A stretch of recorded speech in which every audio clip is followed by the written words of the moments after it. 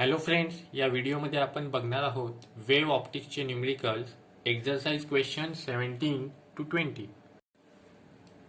Exercise question 17. Unpolarized light with intensity I0 is incident on two Polaroids. The axis of the first Polaroid makes an angle of 50 degree with the vertical and the axis of second Polaroid is horizontal.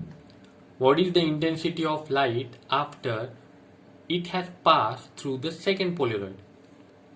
आता या ठिकाणी बघा, या फिगरमध्ये हा जो एक linear पोलरायझर आपल्याला दाखवला आहे, या सेंटरला हा जो ॲरो दिसतोय तो असतो ट्रान्समिटिंग ॲक्सिस. ट्रान्समिटिंग ॲक्सिस म्हणजे काय? ही एक टाईपची गॅप आहे ज्याच्यामधनं लाईट वेव्स पास होऊ शकतात. या गॅपवरती डिसाईड होतं की कुठल्या टाईपच्या लाईट वेव्स, कुठल्या डिरेक्शनमध्ये जाणाऱ्या लाईट वेव्स पास होणार किंवा त्यांचं व्हायब्रेशन कुठल्या टाईपचं असणार. जसं ही जी गॅप आपल्याला दिसते ती व्हर्टिकल आहे, मग याच्यातनं कुठल्या लाईट वेव्स पास होतात? Vertical light waves. या ठिकाणी बघा, या ज्या लाईट वेव्स आपल्याला दिसतात त्या पोलराइज लाईट. पोलराइज लाईट म्हणजेच काय? पोलराइज लाईट म्हणजे एकाच डिरेक्शनमध्ये व्हायब्रेट करणारे लाईट वेव्स. इथे रॅन्डमली म्हणजेच अनपोलराइज लाईट आहे, ज्या लाईट वेव्स 3 डायमेन्शनली सगळीकडे ट्रॅव्हल करत असतात, पण आपण मध्ये पोलराइज ठेवला. पोलरायझर ठेवल्यावरती हा जो त्याचा ट्रान्समिटिंग ॲक्सिस होतो त्याच डिरेक्शनमधनं जाणाऱ्या लाईट वेव्स याच्यातनं पास होऊ शकतात. या ठिकाणी बघा, नॉर्मल लाईट सोर्स, इथे आपण ठेवलंय polariser. Next analyser. Natural light source or normal light सोर्समधनं जेव्हा लाईट पास होईल त्या लाईटला बोलणार polarise light. Polarise light again ॲनालायझरमधनं पास होईल तर त्याची जी इंटेन्सिटी असते लाईटची ती काय होते? डिक्रीज. म्हणजे या ठिकाणी लास्टला आपल्याला मिळणार आहे डिक्रीज इंटेन्सिटी ऑफ लाईट. आता या ठिकाणी बघा, पोलरायझर हा एक पोलराइडच असतो, ॲनालायझर सुद्धा एक पोलराइडच असतो. हा जो पहिला पोलरायझर आपल्याला दिलाय त्यांनी व्हर्टिकल बरोबर किती अँगल बनवलाय?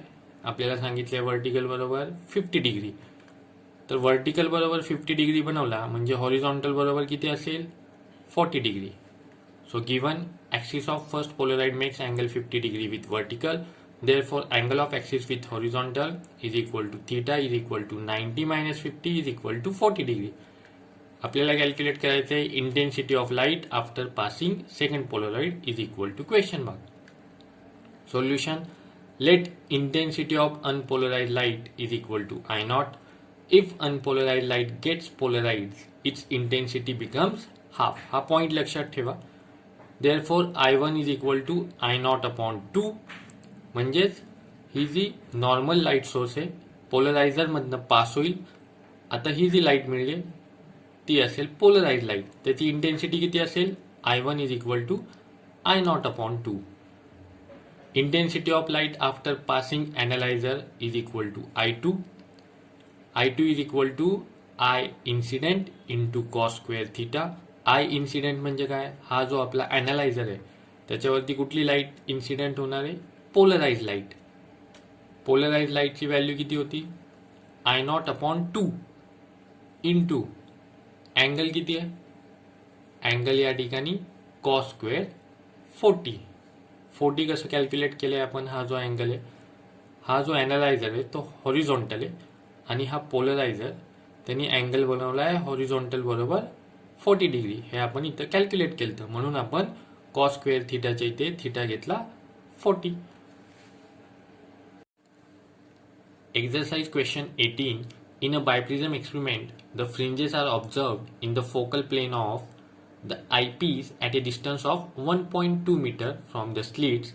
The distance between the central bright band and the 20th bright band is 0.4 centimeter.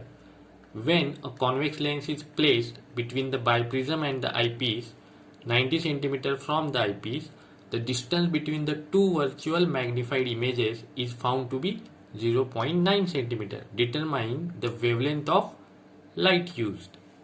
बायप्रिझम एक्सपेरिमेंटचं सेटअप बघा.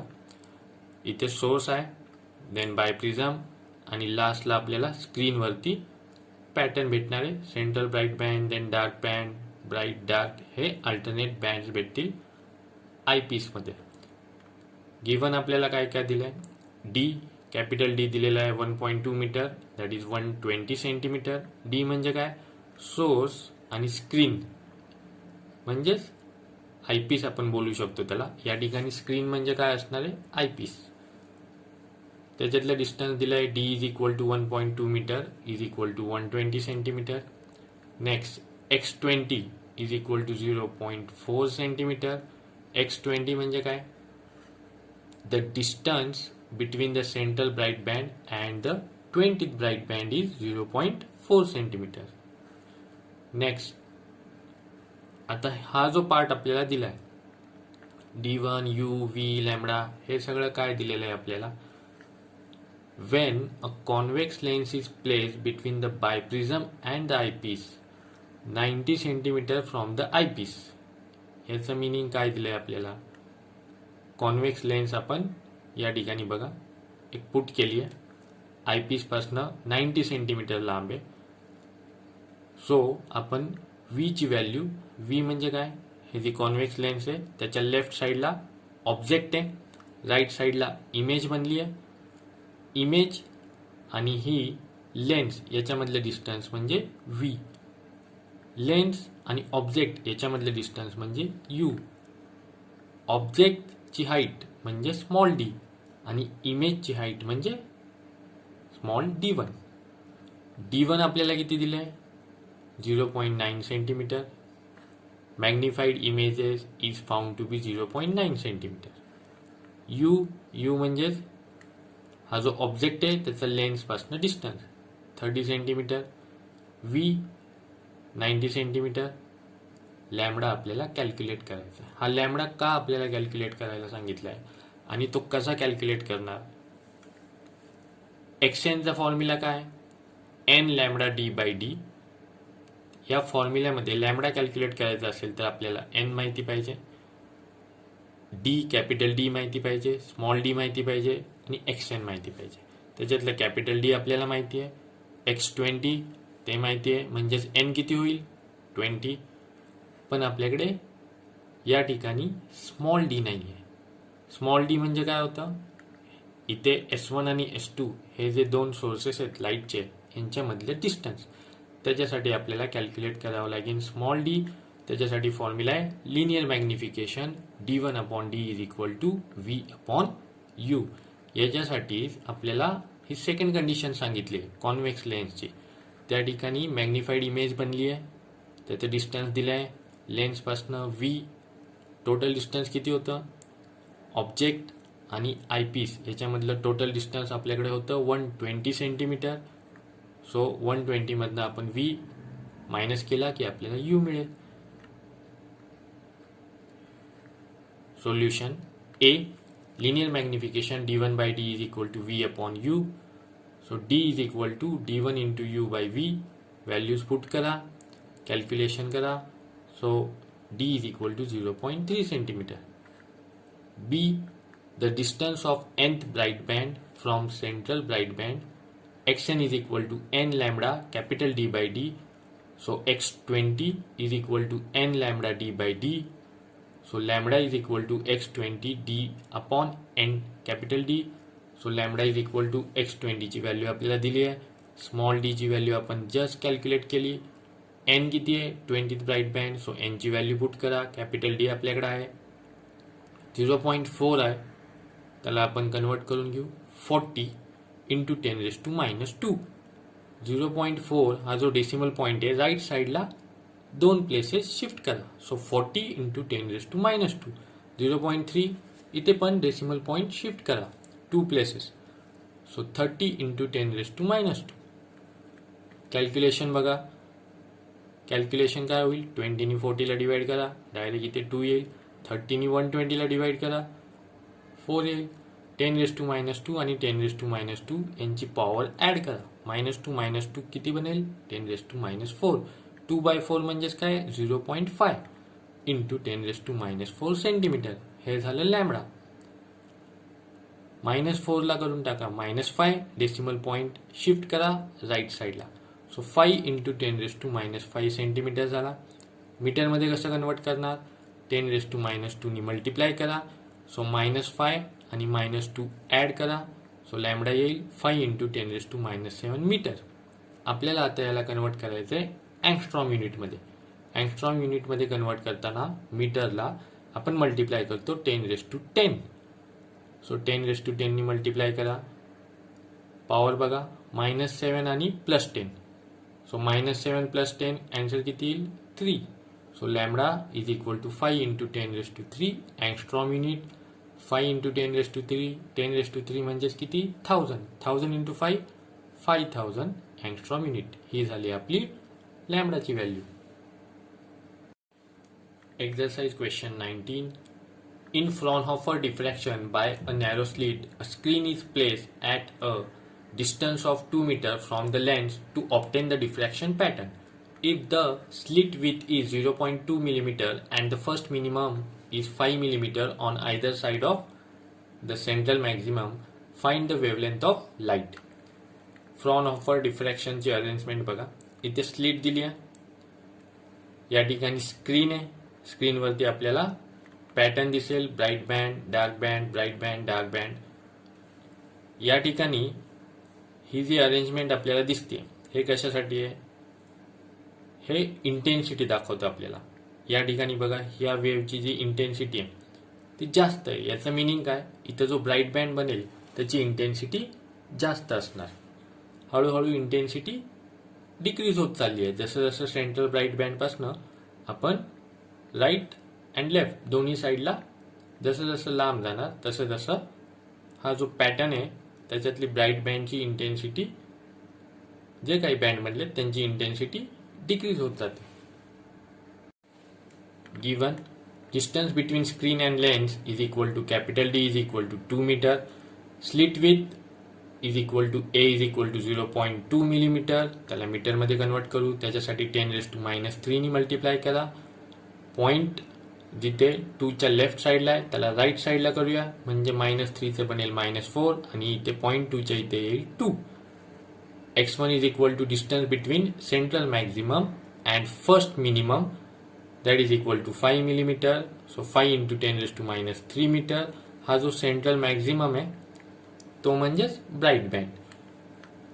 लॅम्बडा आपल्याला कॅल्क्युलेट करायचा आहे. Formula distance of nth minima from central maxima xn is equal to n lambda d upon a. Solution: the distance of nth minima from central maxima xn is equal to n lambda D upon a. Therefore x1 is equal to n च्या इथे आपण काय लिहिणार 1, कारण आपण first मिनिममचा बघतोय distance. Lambda d upon a. x1 × a, हा जो a लेफ्ट साईडला येईल सो मल्टिप्लाय होईल आणि हा जो d आहे तो लेफ्ट साईडला आल्यावर डिवाइड होईल. Is equal to lambda. Values put करा. x1 ची व्हॅल्यू, a ची व्हॅल्यू, d ची व्हॅल्यू पुट केली. 2 कॅन्सल करा. 5 तसंच ठेवला. 10⁻³ 10⁻⁴ ॲड करा. -3 आणि -4 पॉवरला -7. So 5 × 10⁻⁷ metre is equal to lambda. आता हा जो 10⁻⁷ आहे त्याला आपण कन्वर्ट करू 10⁻10 मध्ये. सो 5000 लिहावं लागेल. डेसिमल पॉईंट 3 प्लेसेस राईटला शिफ्ट केला. सो 5 आहे म्हणून आपण लिहिलं 5000 × 10⁻10 मीटर. 10⁻10 म्हणजेच ते असणार angstrom unit. So 5000 angstrom unit is equal to lambda. Exercise question 20. The intensity of the light coming from one of the slits in Young's experiment is twice the intensity of the light coming from the other slit. What will be the approximate ratio of the intensities of the bright and dark fringes in the resulting interference pattern? या ठिकाणी बघा Young's double slit एक्सपेरिमेंटची arrangement आहे. S1 S2 दोन slits आपल्याला दिलेले आहेत. इथे pattern बनलेला आहे interference pattern. Bright band, dark band, bright band alternate बनत चाललेले आहेत. गिवन बघा, let intensity of light coming from slit 1 is equal to I1, intensity of light coming from slit 2 is equal to I2 and I1 is equal to 2I2. हे relation आपल्याला दिलेलं आहे क्वेश्चनमध्ये. या ठिकाणी बघा देन आपल्याला कॅल्क्युलेट काय करायचं आहे, I max upon I mean is equal to question mark, म्हणजेच इंटेन्सिटीचा रेशो कॅल्क्युलेट करायचा आहे. सोल्युशन आय मॅक्स साठी फॉर्म्युला काय असतो, root I one plus root I two ब्रॅकेटचा square, I mean root I one minus root I two ब्रॅकेटचा square. First आणि second equation, dividing equation 1 by 2 I max upon I mean is equal to root I one plus root I two square upon root I one minus root I two square. आता I one ची value put करूया. I वनचं relation काय होतं I two बरोबर, I one होता 2i2. So I one या ठिकाणी 2i2 पुट करून टाका. नेक्स्ट स्टेप बघा, I2 हे जे आहे रूट I2 दोन्हीकडे न्यूमरेटरला सुद्धा आणि डिनोमिनेटरला सुद्धा आपण इकडे कॉमन काढलंय. सो रूट I2 कॅन्सल होऊन जाईल. So I max upon I mean is equal to root 2 plus 1 upon root 2 minus 1 ब्रॅकेटचा स्क्वेअर. रूट 2 ची व्हॅल्यू किती असते 1.414. सो पुट करून टाका. So 1.414 plus 1 upon 1.414 minus 1 add करा, डिनोमिनेटरला सबट्रॅक्ट करा, आन्सर येईल 2.414 अपॉन 0.414 ब्रॅकेटचा स्क्वेअर. पहिले हे कॅल्क्युलेशन बघूया लॉगनी कसं करायचं. 2.414 लॉग बघायचा, डेसिमल पॉईंटच्या लेफ्ट साईडला किती डिजिट्स आहेत, सिंगल डिजिट आहे. So 1 minus 1 0. 24चा 14 मध्ये बघा लॉग, 24चा 1 मध्ये बघा, 4 मध्ये मीन डिफरन्स बघा, ॲड करा 3820 आणि 7 3827. नेक्स्ट डेसिमल पॉईंटच्या लेफ्ट साईडला काय 0. सो आपण कॅरेक्टरिस्टिक लिहायचा बार 1. पॉईंट 41चा 4 मध्ये बघा, 41चा 4 6170 लिहून टाका. सबट्रॅक्शन करा, सबट्रॅक्शन इन 0.7657. आता अँटीलॉग बघायचा. अँटीलॉग नेहमी पॉईंटच्या पुढे फर्स्ट 2 डिजिटचा बघायचा. 0.76चा 57 बघा, 0.76चा 5 मध्ये बघा, 7 मध्ये ॲड करा, आन्सर येईल 5830. डेसिमल पॉईंटच्या लेफ्ट साईडला काय आहे इथे 0. सो 0 प्लस 1 1, डेसिमल पॉईंट द्यायचा 1 डिजिट नंतर. सो 5.830. इथे बार 1 का लिहिलंय आपण, हे सबट्रॅक्शन करताना जेव्हा आपण 3 मायनस 6 करतो ते होणार नाहीये. सो इकडनं 1 बॉरो करायचा आहे. सो इथे 13 होईल, पण इकडे 1 नाही आहे, इथे 0 आहे. सो इकडनं 1 बॉरो केला की आपल्याला इथे लिहावं लागेल बार 1.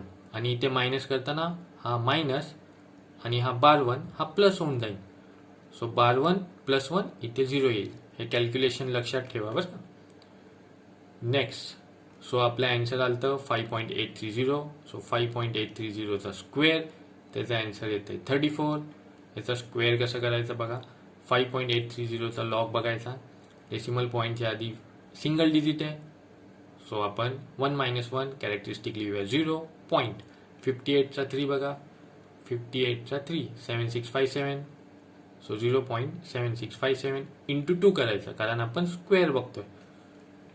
कॅल्क्युलेशन बघा 1.5314. आता अँटीलॉग बघायचा. 0.53चा 14 मध्ये बघा, 0.53चा 1 आणि 4 ॲड करा, 3396 प्लस 3 3399. डेसिमल पॉईंट कुठे द्यायचा इथे बघा. कॅरेक्टरिस्टिक काय होता 1 1 प्लस 1 किती येईल 2. सो 2 डिजिट्स नंतर डेसिमल पॉईंट पुट करा 33.99. त्यालाच आपण अप्रॉक्स लिहू शकतो 34. So I max upon I मीनचा रेशो किती आला 34.